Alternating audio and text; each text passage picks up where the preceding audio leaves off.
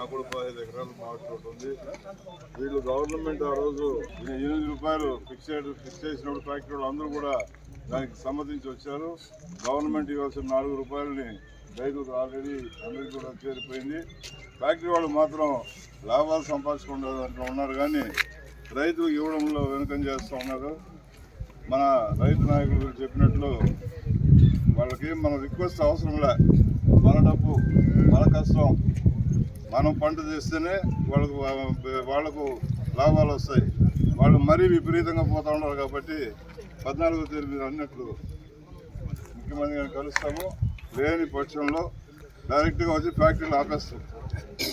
Factory లోపల అందులో ఈ ఫ్యాక్టరీ వాళ్ళు వచ్చి పర్టికులర్గా పెక్యులర్ పర్సన్స్ ఏనాడు ఈ చుట్టుపక్కల గ్రామాలు అన్నిటికీ తెలుసు. వీళ్ళు చేస్తూ ఉండే అరాచకాలు. ఈ ఫ్యాక్టరీలో గలీజు మొత్తం ఈ చెరువులో ఉంటుంది. మన ఈ ఫ్యాక్టరీలో గలీజు మొత్తం ఈ చెరువులో ఉంటుంది. దీన్ని ఈ నీళ్లు రైతులు తాగాల, ప్రజలు వాడుకోవాలా. కాబట్టి వీళ్ళు కానీ ఈ అల్టిమేటం చెప్తా ఉన్నాం ఈరోజు. వీళ్ళు కానీ ఆ రోజుకి లోపల సెటిల్మెంట్ చేసి రైతులకు డబ్బులు ఇవ్వలేదంటే ఫ్యాక్టరీని మూసేస్తాము. వాళ్ళు ఎక్కడ దిక్కున్న చోట చెప్తాము. కనీసం ఖర్చున్న ఇస్తామనేసి 12 రూపాయలు ఫిక్స్ చేసి ఇస్తామని చెప్పినారు. మళ్ళీ 2 రోజులు ఫ్యాక్టరీలు తెరవకుండా మళ్ళీ ముఖ్యమంత్రి 4 రూపాయలు మేము ఇస్తాము, 8 రూపాయలు మీరు ఇవ్వండి అనేది మాట్లాడుకొని అది రైతులకు తెలియదు. జరిగిన పరిస్థితిలో ఎవరైతే మనకు 12 రూపాయలు వస్తుంది కదా, రైతు తక్కువ అంటాడు, తోలుదామని ఒక డెసిషన్కి వచ్చి సరే పోయినసారి 25 రూపాయలకి అమ్మినాము, 20 రూపాయలకి అమ్మినాము, ఈసారి 12 రూపాయలను వస్తే చాలే ఏదో ఖర్చులన్న రాని అనే దీంతో పంట హార్వెస్టింగ్ చేసి అన్ని చేస్తే మళ్ళీ రకరకాలుగా ఎందుకు చేశారు ఈ సిండికేట్ అంటే రైతులు సిండికేట్ కాలేరా?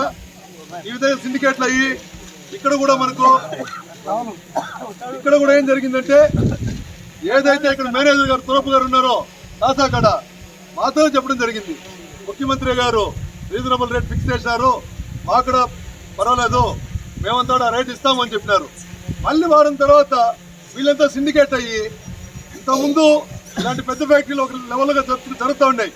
ఇప్పుడు చిత్తూరు తూర్పు సైడు చిన్న ఫ్యాక్టరీలు పెడేసి వాళ్ళు వీళ్ళని మేనేజ్ చేస్తున్నారు. మేనేజ్ చేస్తా లాస్ట్లో వీళ్ళ రేటు ఇష్టాన్ని తగ్గించుకుంటూ వస్తా కృష్ణగిరిలో తగ్గిపోయింది, ఆడు తగ్గిపోయింది అనేసి. కృష్ణగిరిలో ఎందుకు తగ్గిపోతుంది? కృష్ణగిరిలో 13 ఫ్యాక్టరీలు ఉన్నాయి. ప్రతి సంవత్సరం కృష్ణగిరి వాళ్ళు 40-50 రూపాయలకి ఇక్కడి నుంచి కొనుక్కొని పోతారు. ర్యాంపులు పెట్టిందే కృష్ణగిరి వాళ్ళు చిత్తూరులో. మనకు ఎన్నోసార్లు ఈ ర్యాంపులు అంతా లేకపోతే మేము ఇంకా రేట్ ఇస్తామని చెప్తారు ఈ ఫ్యాక్టరీ వాళ్ళు. ఎప్పుడో రేట్లు ఎక్కువ ఉండేటప్పుడు ఇప్పుడు అదే కృష్ణగిరిని సాకు చూపించి ఇక్కడ దోచుకుంటూ ఉన్నారు. ఇది మంచి పద్ధతి కాదు.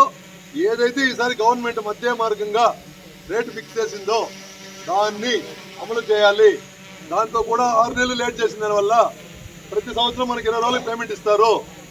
ఈ సంవత్సరం 6 నెలలు చేసిన దానివల్ల ₹1 ఇంట్రెస్ట్ కలిపి ఆనవాయితీ వాళ్ళకే తెలుసు, మ్యాంగో ఫ్యాక్టరీ వాళ్ళకి ₹1 వడ్డీ కలిపి 8 + 1 9 రూపాయలు ప్రతి రైతుకు అందించాలని మేము ఉమ్మడి చిత్తూరు జిల్లా మామిడి రైతుల సంక్షేమ సంఘ అధ్యక్షుడిగా మేము ప్రభుత్వానికి ఏదైతే చెప్పామో అదే అమలు జరగాలని, అదే ఆఖరి తీర్మానం అని.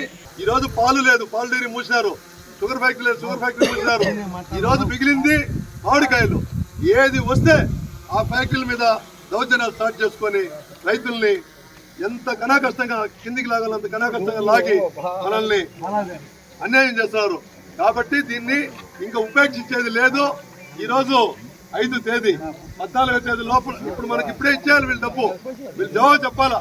జవాబు చెప్పకపోతే బుధవారం నాటికి జైన్ ఫ్యాక్టరీ దగ్గర అక్కడ రైతులు మనం మేము రైతులు చేస్తాం, మేము రైతు నాయకులుగా పోలేదు, రైతులే మాకు ఫోన్లు చేసి అన్నా ఈ మరి వాళ్ళు 4 రూపాయలు ఇస్తున్నారు మీరు రండి.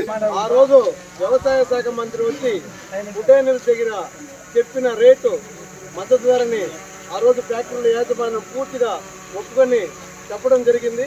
ఆ రేటు ప్రకారం మొత్తం జ్యూస్ ఫ్యాక్టరీలు ఒకే రేటు ఇవ్వాలని రైతులు కోరుకుంటున్నారు. అదే ఒక నెల ఒక రేటు, రోజుకు రేట్లు లేకుండా ఒకే రేటు పూర్తిగా రైతు స్టార్ట్ చేసిన రోజు నుంచి నిలిపినంత వరకు ఒకే మద్దతు